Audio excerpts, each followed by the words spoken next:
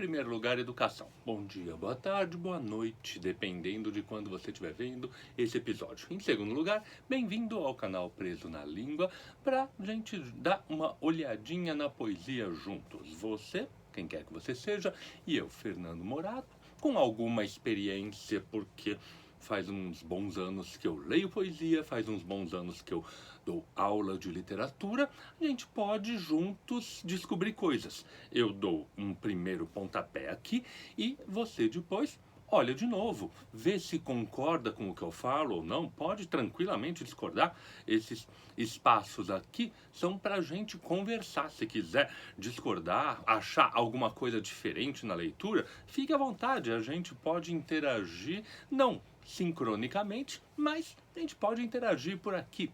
E sempre buscando coisas diferentes, eu hoje trago um poeta um pouco mais discreto. Ele não aparece tanto quanto mereceria aparecer, porque ele é um grande tradutor. Então ele aparece indiretamente em várias situações.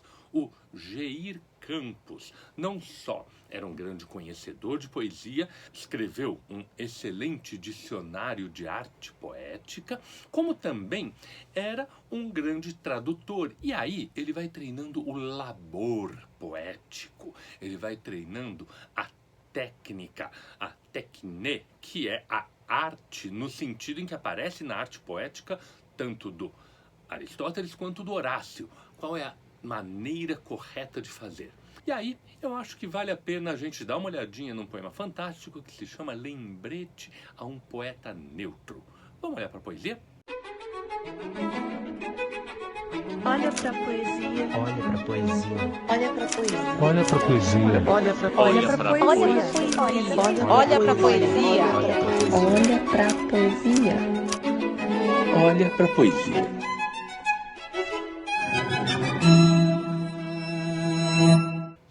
Sim. Um lembrete a um poeta neutro. E quando essa palavra aparece, é bom lembrar que o livro em que este poema foi publicado, Canto Provisório, é um livro de 1960. Momento em que a poesia brasileira está se debatendo com questões bastante sérias de engajamento político ou não. Afinal de contas, a poesia serve para quê? Para ficar isolada do mundo ou para intervir no mundo? A poesia deve se ensimesmar ou ela deve olhar para fora? Vamos olhar que eu acho que o próprio poema responde a essas perguntas. Conformas o teu cantar conforme a situação, embora a regatear o sim do diapasão, ou por te desentoar tão grave contrafação, ou por mais valorizar a nota do teu bordão, primas em tanto calar um cacofônico não, pois teu papel é negar a mínima negação. Qualquer não particular, mesmo em tempo de canção, capaz de reverberar em vozes da multidão cansada de concordar sem voto nesse orfeão, seria um não feito um ar de aviso à rebelião, a pique de derrubar a mansidão do mandão que só te manda pagar o verso quebrado em não, e o sim nem chega a cobrar por falta de precisão. Assim, calhandra a glosar a própria alienação, órfão de selva e de mar, comendo alpiste na mão de quem te faz saltitar entre cristais de salão, alheio a tempo e lugar, formas a tua canção. Pois bem, a pergunta anterior: a poesia deve se ensimesmar ou deve olhar para fora de si? É maravilhoso olhar para este poema porque ele faz exatamente as duas coisas. Primeiro, é um poema que é um enorme tour de force, falei bonito agora, porque é um grande acontecimento técnico. Um poema de certo tamanho, 34 versos redondilhos, com rimas alternadas em ar e ão. Dá uma sonoridade muito particular, porque são só rimas oxítonas, rimas chamadas agudas. E essa repetição ainda tem uma outra característica bastante marcante aqui, porque o poema tem duas enormes frases. É um enorme exemplo do nosso bom e velho enjambement, o encavalgamento, no qual a frase não termina no verso, ela se expande para o verso seguinte, dando uma sensação de quebra e de continuidade. Ao falar sobre o poeta neutro, o poeta que se recusa a olhar para fora da poesia, o Jair Campos está aqui de maneira bastante inteligente e bastante insinuante, fazendo também o contrário. Ele está olhando para dentro da poesia e está mostrando que sim, é perfeitamente possível conciliar esse aspecto da incisividade, da preocupação social e ao mesmo tempo da preocupação artística. Porque o poema se dirige a um tu, que é o poeta neutro. Lembrando mais uma vez, em 1960, a neutralidade era uma coisa complexa, porque as tensões sociais no Brasil eram bastante grandes.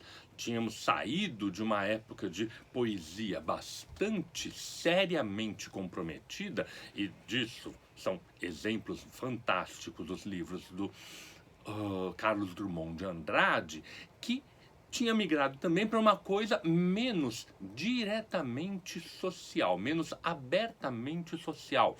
Da Rosa do Povo de 45 ele vai para o Claro Enigma, onde a gente vai encontrar preocupações muito mais abstratas, muito mais filosóficas. Longe de qualquer pessoa imaginar que este seria um poema dedicado ao Carlos Drummond de Andrade, que seria um poeta neutro, nem pensar. Mas sim, havia outros poetas que estavam, nesse momento, advogando a ideia de que a poesia tem que se voltar para si própria. E voltando-se para si própria, com essa coisa tensa da sonoridade, o Jair Campos fala o quê? Que esse poeta que se recusa a dizer o não, seja porque vai contrariar a contrafação, vai contrariar essa feitura delicada, mas ou seja, porque vai contrariar o seu bordão, vai contrariar aquilo que ele fala usualmente. Esse poeta, ele, na verdade, se recusa a dizer o não porque ele tem medo de que o não possa afirmar o sim. Ele nega a mínima negação. Ele nega aquilo que poderia representar o que é o não. Aquilo que eu me coloco e digo, recuso. Eu estabeleço um limite. Não, o não pode, quem sabe, até levantar algum ar que mova e que faça o que o meu poema tenha uma repercussão entre certo público e amplie certas ideias. Não, ele se recusa a dizer o não, porque pode atrapalhar a mansidão do mandão. O não incomodaria, o limite incomodaria alguém que tem mando, alguém que tem poder. E ele se recusa a dizer o sim, porque, na verdade, o mandão nem precisa dar a recomendação.